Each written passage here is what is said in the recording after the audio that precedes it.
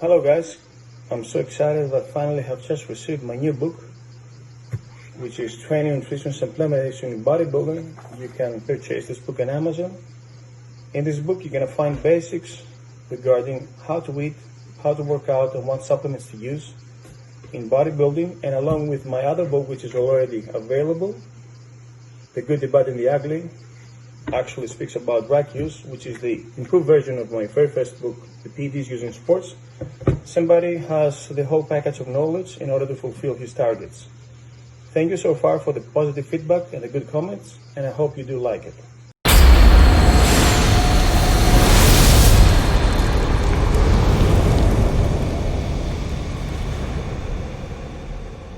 Hey everybody, welcome to Ask Dr. Testosterone, starring Dr. George Julios, brought to you by his books.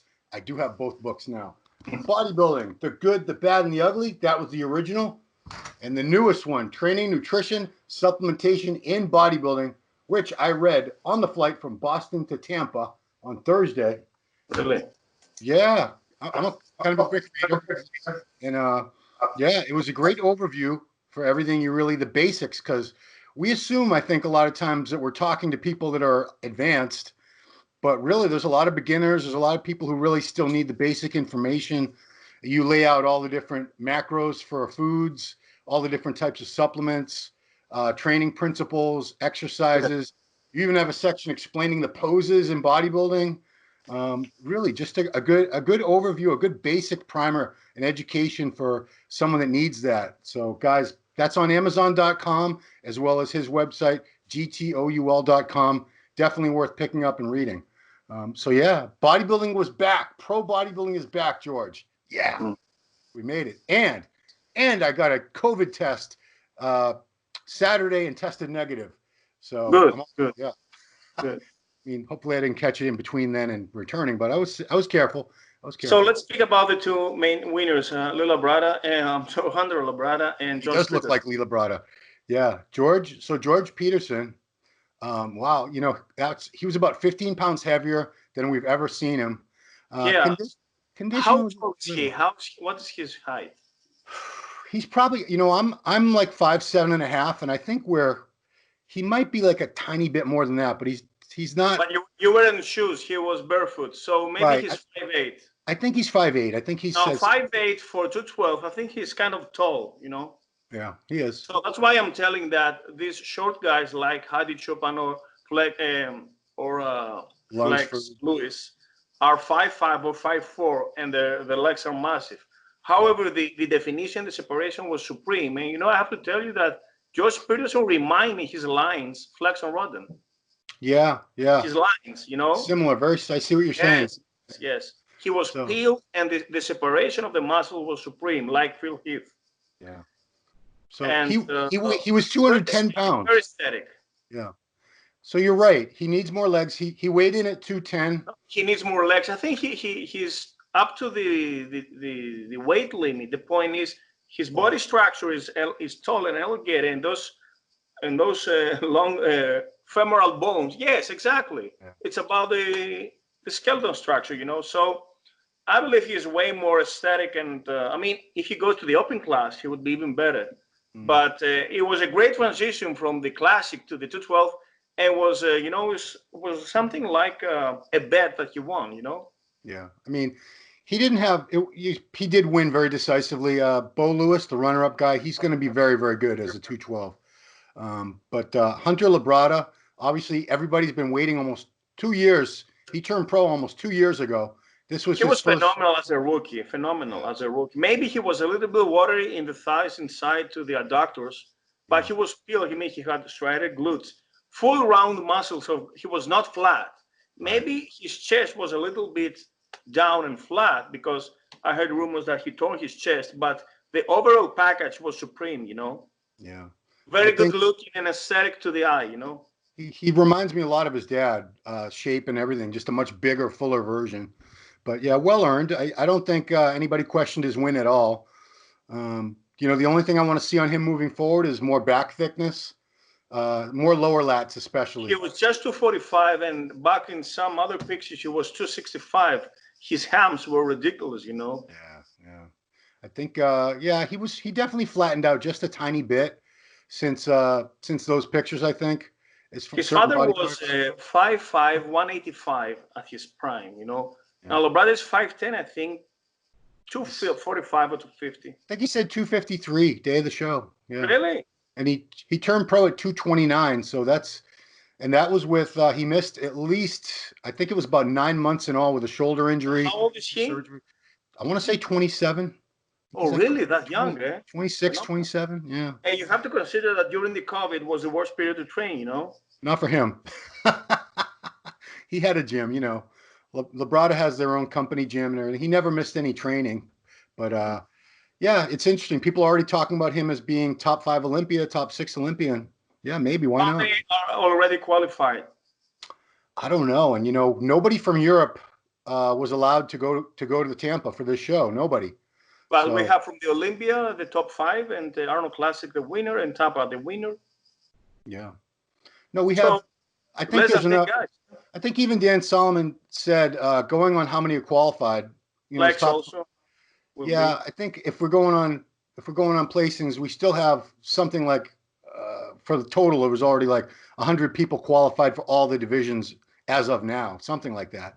So I just hope the Europeans and South Americans, Middle Eastern, I hope everybody can come, because you can't have an Olympia with this was Canadians, people from Canada, Mexico, and U.S. were the only the ones. open class is about less than 10 people now, huh? I think it was 11. Yeah, it was a small show. Well, qualified. No. I mean, the Olympia states Olympia. already qualified less than 10 guys, huh?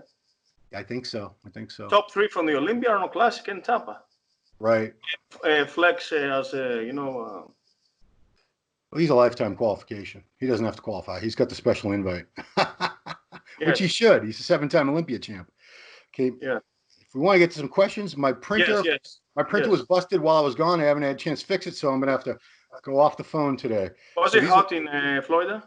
Ooh, was it hot in Florida? My goodness, it was like 95 every day with like almost 100% humidity. Like you could almost cut the air. Yeah, so humid there. So humid. I don't know how people can live there. Did you see any alligator? I did not. I want to. No. I didn't even see too many bikini girls outside because the weather was like overcast most of the time. Yeah, we didn't get a lot of sun. And was Giles there also? With Giles? Oh, no. I haven't seen Giles since the Arnold. Okay. He'll be at the Olympia, I assume. Steve was there? Steve? Blackman? No. It was just from MD. It was just me, Hector Mendoza, and Big Mike Cox, who's you might know from Kid Sanderson, no, huh? No, I didn't see MD Latino there. No. Yeah. So, all right, Doctor. So these are all the questions that we got. I hope you wanted all the questions from YouTube, because that's what I'm going to start reading to you. If you don't want to answer them, you can just say pass. So the first one says, from Leandro Manducci, is it possible to have aesthetic gains with testosterone gel, Pentravan, in higher doses? And he indicates 150 to 200 milligrams a day. That's a lot of gel. You would have to basically take a bath to get that much. So it's the same substance, you know, but the material is way more expensive. And so you have to bath in testosterone cream. Yeah. You can have decent levels, but you shouldn't compare milligrams of transdermal to injectable. They're totally different, because in transdermal, only 10% is absorbed. So what a waste. You just need to see the levels, basically, you know? Yeah. So compare blood by blood, but not how much you inject or how much you apply on your skin, you know? It's apples and oranges, you know, comparing. So injection, I think you told me before, it's like 80% gets used? 100%. Like it's about ester, but all of it is utilized, straight to the bloodstream, So why would anybody? Also bad, has slower absorption. But the transdermal, you know, much of it is wasted. That's why we apply it in the thinner skin here on the scrotum. Yeah. But anyhow, we measure the blood levels, you know. Yeah, you would have to put so much gel on, especially in light of the fact, like what you said, how most of That's why what we do is make ultra concentrated creams, 5%, 10%, 20%. Yeah. They're very dense, the material of the substance, you know. Yeah, so I don't think we actually answered his questions. First of all, aesthetic gains, unless you have nice aesthetics, muscle structure and shape and everything, it doesn't matter what drugs you're using. Yeah, this is, it's subjective. Static gains means, are you a go-go boy dancer? I guess that's what he means. I mean, he's not going to get too big. It's subjective, yes. Yeah, because if it was 200 milligrams of test a day, if you really were getting But I that guess much, you cannot compete on creams, huh? I wouldn't try it. I wouldn't try it. All right, let's go to the next one from a guy named Nathan Lamoureux. Do you know of any ideas for improving the? Oh, this is a great question. Any ideas for improving the female sex drive? Would low dose testosterone or DHEA be suitable? Yes, absolutely. The point is testosterone is kind of risky for the virilization effect. So DHEA that is metabolized into testosterone also indirectly is kind of safer. Both, they can do this. They can elevate free testosterone. And yes, women need a little bit of androgens as men need a little bit of estrogens, the opposite hormone, in order to have an optimal sex drive. But we know that female bodybuilders get really sexually aroused and horny when they get on even DHT derivatives, not just androgens that, it's a Anything, mistake. even Yes. Anavar. Even Anavar will get them horny. Yes, Anavar, it's a DHT derivative, yes. But yeah, because you've been a single man. You've dated women that were not on any kind of drugs, and I bet you've dated women that were on some kind of performance enhancing drugs. So you can't even compare the sex drive. You can compare, but from my personal experience, I believe those women that use PEDs and AAS mainly, Yeah. they're more aggressive in bed, Yeah. more sadomasochistic and kinky. Yeah. Other females, of the 60s, of the 70s, more round, they're also very feminine, sexual, but they're not this aggressive. They're not getting on top, or they don't wanna from the ass, or Yeah. whatever. Yeah. It doesn't mean they're not sexual. Also, it's a different, I think, sexual. I mean, some of them, they turn to lesbian style. Oh my God.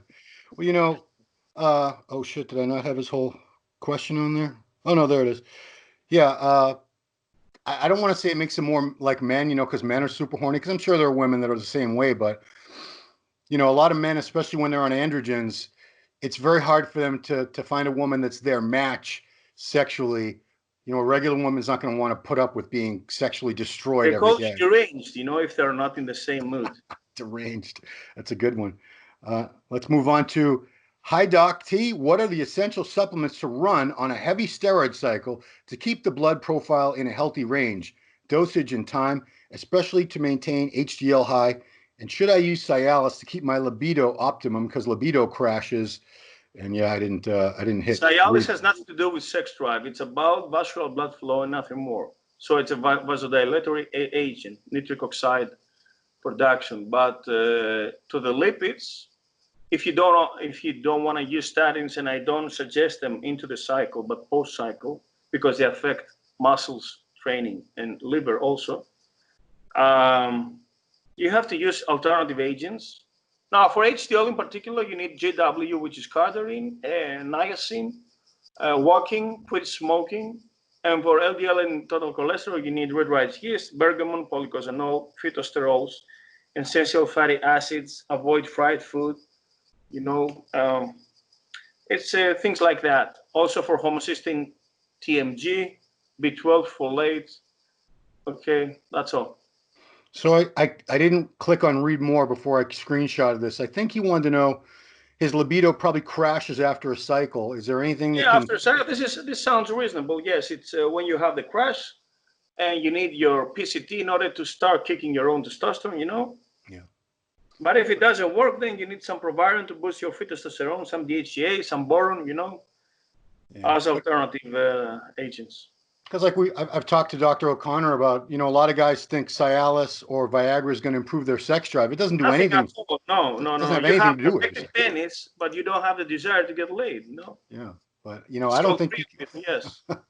In my experience, if you don't have that sex drive, you're not even going to get really. Here. It's about here and testicles. Yes. Exactly. All right. Next one is, would like to have Dr. T's opinion on Masteron compared to Proviron to add to my HRT. I do not have access to Proviron, which the doc suggests using it 25 milligrams twice a day, but I do have access to Masteron. Well, you can use this for the sake of elevated SHBG and suppressed free testosterone. And actually Proviron, because it's injectable, it's utilized, all of it, and Mm. also needs often administration every other day. So if you want to use 100 milligrams, then you should 400 per week. Now, if you take 50 milligrams of Proviron a day, it's 350 per week, so almost the same. But I guess much of Proviron is broken down in the liver because it's not a 17 alkylated, so perhaps some of it is wasted. You can use, of course, drostanolone, but I guess it's underground. Yeah. Mm. Yeah. Well, Proviron, I think most Americans get underground Proviron too. Here we go. Question for either of you. I've been doing TRT subcutaneously for a year, injecting into my tummy fat, but I've always wondered if there's any benefit to doing delt or quad injections. I use an insulin syringe. Also, if I do IM, will I get injection lumps like I do with sub-Q? Yes, you can do this, and this is what I do also. Shallow, it's called shallow intramuscular into the delts. Now, the delts, if you're trained, they have zero, almost negligible body fat, so the fat layer is very thin, so the insulin syringe penetrates the fat and goes straight to the muscle. And the advantage of intramuscular is you don't create lumps with such low amount of oil, unlike to the fat that you inject oil into the fat and you create lumps. The benefit of the subcutaneous is there's no scar tissue, unlike the delts that may bleed a little bit and they create a little bit of scar tissue. Gotcha. Okay. Yeah, I'm going on to the YouTube because I now realize I cut off a lot of these questions because remember how we're always saying to keep the questions short? If it has to say read more, then I was missing the rest of the question. So make sure I got his full question. That was it. Keep up the great content. Sex drive. Okay, here we go. Next one is, I'm 57 and been doing 1 ml test a week for almost 2 years. I'm wanting to up it. What would be a good dosage? I was also told to do DECA with it. What would be a good starting point with my test? How much? Okay, so he's 57. He's been doing 1 ml test a week, so I guess like 200 milligrams. That's a lot, man, for his age. No, he shouldn't go up. 200 milligrams a week. 57. Yeah, I bet he reaches up to 1,000. That's enough. Okay. See, now, if you want to push it, then it's about having more enhancing effects. But I guess he's optimized with 200 milligrams at 57. I guess this is enough. Now, he can use more, but we don't speak about optimization then, and we speak about blasting. Right. Yeah. So if he wants to blast 400 or 500 milligrams a week with a little bit of DECA. Yeah. Yes. Now, if you want to blast, I guess it's 250 and 50 or 250 and 100. Oh, okay. That's still very moderate, very conservative. He also wants to know about your book. Is the doctor's book a good source to learn about the different products to use? Absolutely. The first book, I can answer that. The first book here, Bodybuilding the Good, the Bad, and the Ugly, has drug profiles, has sample cycles that people have followed. Pretty much, I would read that before you do any kind of blast. If you're just doing TRT, take a look at that book. Or if you have never used steroids, read that book first before you start buying and using anything. Just it's a good basic education. But also you have to know how to eat and train, so you need the other book too. You need two books. That's right. Yeah, that's true because we get a million questions from guys asking very complicated cycle questions. They're not asking us about training or eating. How many times you eat a day? 2. And then I look sometimes at their pictures and it doesn't really seem like they've even trained for very long. Next one is, hey doc, how can I raise my appetite? It's hard for me to eat when I don't have any appetite all day. So I think insulin can help in that, assimilation of food, but also insulin later that leads to hypoglycemia. Yeah. Also, there was a rumor about a quick-pause that could do this, help you. Yeah. Generally, building muscle will increase your appetite, because your basal metabolic rate is stimulated. Yeah. And you can eat more simple carbs, because they lead to hyperglycemia and then hypoglycemia.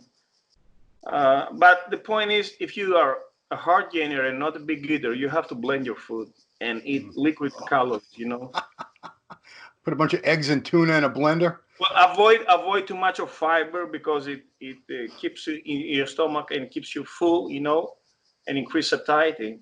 So skip the salad during the off season and eat just the starchy carb and the protein, Yeah. And actually eat first the carb in order to insulin to be already elevated.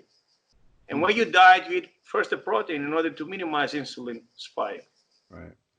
Yeah. I can tell you from many, many American bodybuilders use marijuana to boost their appetite. Yes, Many. because they lead hypoglycemia afterwards, and you have the urge for a sweet. Call it the munchies. The munchies. Yeah. Yeah. The problem with being high and eating is a lot of guys, they don't want to eat a chicken breast and a potato. They want like donuts and pizza and curly fries and all that good stuff. So I guess that's okay for off season if you don't care about getting fat. But otherwise, yeah, you're going to look like a bloat bag. Hey, next one says, thanks, guys, for answering my question about gyno. I made a little typo, I hear. It should say E5D, whatever that means. I haven't added letrozole yet, just got it. But if I understand the doc right, I should skip letrozole and try Nolvadex instead. Yes. Yeah. Yes. Okay, so that was it. Oh, I think you actually replied to him. Next one, from AxeDub. What do you think about running a low dose of Primobolan, like 100 to 200 milligrams, without testosterone? Or would you run into the risk of having too little estrogen? No, about the second part, yes. With Proviron, you don't have estrogens, but without testosterone, you're gonna have issues with sex drive by a monodose of Primobolan. Now, another good scenario is that just by using DHC derivatives, you don't have that much suppression of HPTA. But on the other hand,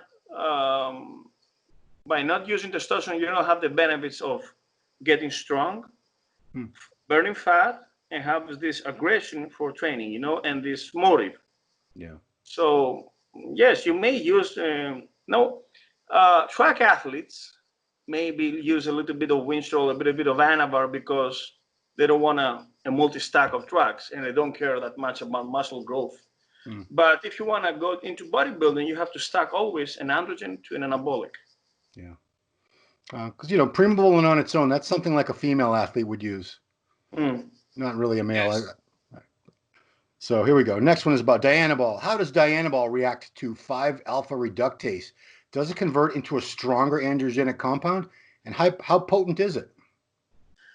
I think it's reduced to DHT. Now, the only exception is DECA that is reduced to DHN. Now, diannaball is known to lead into acne. That acne is also DHT derivative.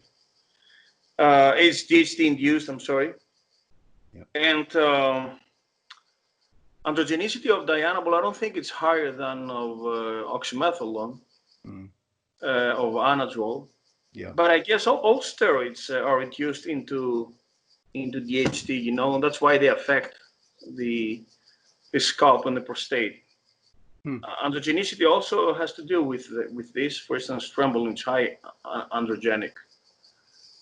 Okay. Yeah. Okay. Next one is, would like to have Dr. T's opinion on Masteron compared to Proviron to add to my HRT. We said that before. Oh, did we do that? Oh, my bad. Yeah, I'm all over the place today. Question for Dr. T. Clenbuterol is repeatedly shown in studies and widely used in practice to repartition livestock, even at therapeutic doses. Studies on its repartitioning effects on humans are likely unethical to carry out.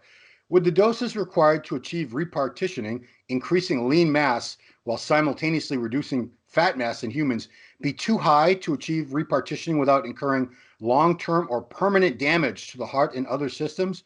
While repartitioning is a holy grail for many athletes and non-athletes alike, there's no magic drug.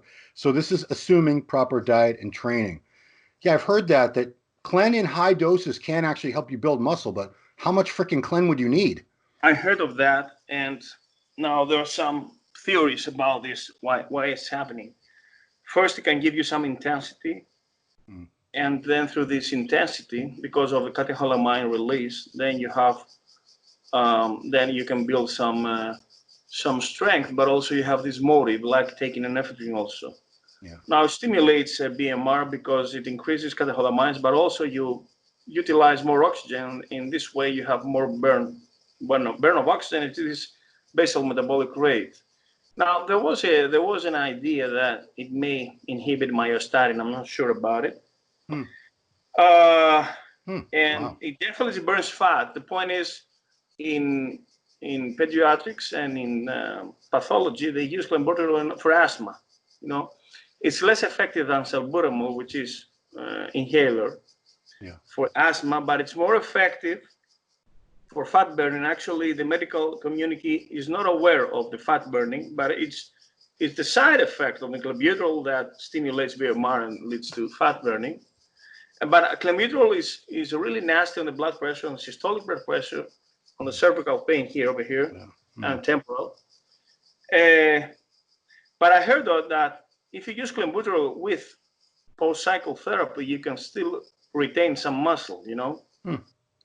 Yeah. Yeah, I have heard that, but like And Dave another said, thing is it's toxic to the myocytes of the heart. Yes.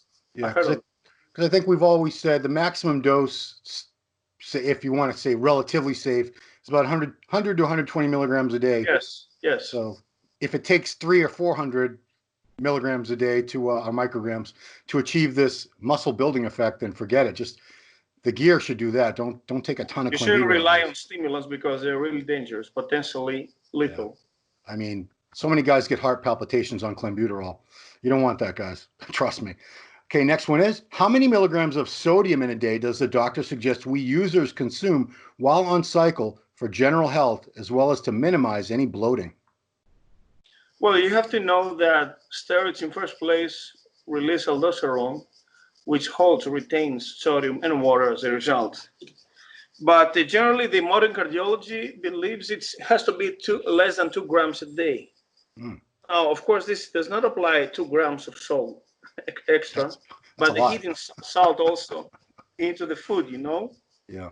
So some food stuff contains salt like yogurt, egg whites, tuna, smoked salmon, nuts that are salted, you know, salted. Yeah. Smoked turkey, of course, you know. So I guess personally, I avoid salting extra, you know. Yeah. But I don't avoid eating some salty foods and some smoked foods, you know. Yeah. As far as nuts, just to throw it out there, because I eat probably about a cup of mixed nuts a day, but a lot of guys out there go to BJ's or Costco, one of those places. You can buy either a big jar of regular nuts or unsalted. So guys, go for the unsalted, because the regular nuts, they're loaded with sodium. Summertime, you need a little bit of salt in order to have some volume and avoid fainting, you know, and hypertension. Right. But actually, eating salt helps you to the pump, you know. You can feel good, better pump. Yeah. In fact, when bodybuilders totally eliminate salt, you know, a day or two before the competition, or even 3 days, you get flat. You cannot get you'll be. Exactly. I've been there. I've been backstage trying I got carbs in me. I have a little bit of water, but I can't get a pump because there's no sodium in my body. That's why before stepping on stage, you should eat some potato chips to get boom, you know? Yeah. The extracellular company, right. Yes. Next one is, hey, doc, does 5,000 IU per week of HCG in a 3-month period suppress the secretion of LH and FSH? Once the regimen is over, after 3 months, can I reset the hypothalamus to secrete more LH, FSH? Well, HCG does this in first place, you know, because it's a synthetic GnRH. It suppresses LH, but it stimulates testosterone into the testicles. All right, but 5,000 IUs per week or per month? Week per week. Oh, that's a lot, man. That's a lot. For 3 months. No, I said per week 5,000. No, this is a PCT. No, to a PCT you can use 1 to 2,000 every 3 days. No, for a PCT you don't use more than 2 or 3 weeks the HCG. Okay. But during the TRT, you can use 500 or 1,000 per week. Yeah. And you have to know that abusing HCG will desensitize the LH receptors, but will give you some bloating and edema out to this testosterone that will aromatize. Okay. Some people have done this wrong, and abusing HCG doesn't lead to anywhere, you know? Yeah. I mean, I think a lot of people, there are not a lot, but I hear some people, they want to just use HCG instead of testosterone. To them, that's their hormone replacement. Well, they want to avoid exogenous use and shutting off of your HPTA. Yeah, but it seems like a lot of damage. HCG to me, looking at it. Next one. Hey, Doc, do's and don'ts to increase the immune system, supplements and maybe drugs to take for this. Good question in the age of coronavirus. Yes, so it's probiotics, which is the good bacteria by organic yogurt, kefir, Lactobacillus acidophilus, because we know the intestine is participating to the immune response, is linked and is connected. Yeah. We need calciferol, which is vitamin D3, which is absorbed with meals because it's a fat soluble, and a little bit of extra UV radiation. We need also ascorbic acid, which is vitamin C, it's water soluble. We need N-acetylcysteine, which is a major antioxidant to the lungs that formulates also glutathione, which is a major antioxidant in the liver. So taking also glutathione is even better. Glutamine also may help with the intestine health. Yeah. And what else? Echinacea, which is a herb, a Chinese herb that is able to elevate your white blood cells, your leukocytes. Yeah. And they are the warriors, you know, into the fight of the immune system. Yeah. Yes, that's all. Yeah, echinacea has been popular for many years. In zinc, I'm sorry, in zinc, because chloroquine is also, chloroquine and azithromycin, they're also involved with a little bit of zinc. So zinc participates also. Yeah, and you know that very popular product called Airborne that people take to try to not get sick, not get colds and flus? I think it's loaded, it's a bunch of zinc, and I think there's a bunch of echinacea in there too. Yeah. So, final question is about ment. It's a drug called ment. Oh, I don't know about this. This is a narcotic, I think. Ment is narcotic. What is ment? What is ment? I don't even really know. It's a drug. It's a. Was it like an? No, it's not a narcotic. I think it's an old school steroid. Yeah, I don't even know if it's an oral or an injectable. Anyway, we answered a lot of questions, so we're cool. Well, yeah, Doctor, great book. Want to tell everyone again? The first book was like 5 years ago, 6 years ago. Oh, it was actually was 3, and then the new edition 2 years. Yes. Okay, so now we have 2 books from the doctor to choose from, but definitely pick up the new one, guys. Training, Nutrition, Supplementation, and Bodybuilding, especially if you're newer to all this and you really want a good basic education, because it doesn't serve you to just know about drug use if you don't have the nutrition and the training and the supplementation to back it up. Drugs really are the finishing touch, meaning if you're not training right, if you're not eating right, it doesn't matter. So as I say, everybody can apply. I mean, training and nutrition is something you do or you obligatory do every day. Now, applying PEDs is a matter of personal choices, you know. But you cannot avoid eating and lifting. Right. This is A to Z. This is a alphabet, the basics. Yeah, and we've had actually a couple comments here and there, like. I don't use drugs, so I don't watch the show. I don't know why they even bothered to make the comment. We don't speak about drugs only, you know. Yeah, we do speak a lot because there's a need for good information, because these people have no one to ask except, you know, guys at the gym or whatever. Books are about 350 pages of pure knowledge. Yeah. It's not only medical knowledge, but it's also hard experience, you know. Yeah. So on Amazon.com, you can search by the name of the book, or you can search by the author. Is it under Dr. George Touliatos or just George Touliatos? Yes, my name, Dr. George. Yes, George. Yeah, there's probably not too many other George Touliatos is writing books out there in 2020, so you'll find them. Cool. And remind everyone, this is going to post on Tuesday, which is Dr.T Tuesday at musculardevelopment.com. So we have the videos posting on our YouTube channel and on the website, and a new article. My article is Muscular Development. Yeah. It's called Muscular Development this week? Yeah. Okay. It's about what it equals to muscle growth and muscular development. Yeah. And the brand new issue, I should have brought it up to hold up, but the new issue of MD. It's 4 pages, huh? Yeah, so this is the new issue with Terrence Ruffin on the cover. 4 pages, new column by the doctor.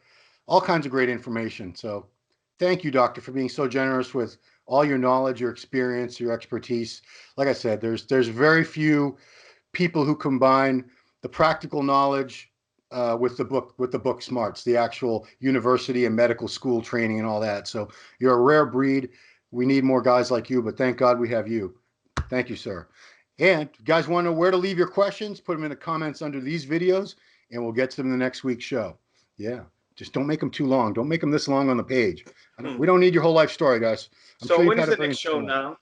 Next Indie show, Pro? New York Pro. New York, eh? New York Pro. By September?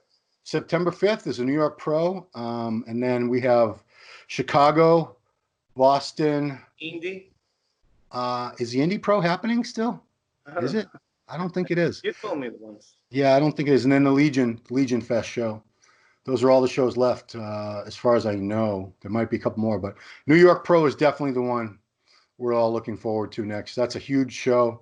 I like it because I can drive down to that. I don't even need to fly. It's like a 3-hour, 4-hour drive. And, I like, if I can drive and it's not too long, I prefer that over flying. I take food with me and everything. So, yeah. Cool. Well, thank you so much, Doctor.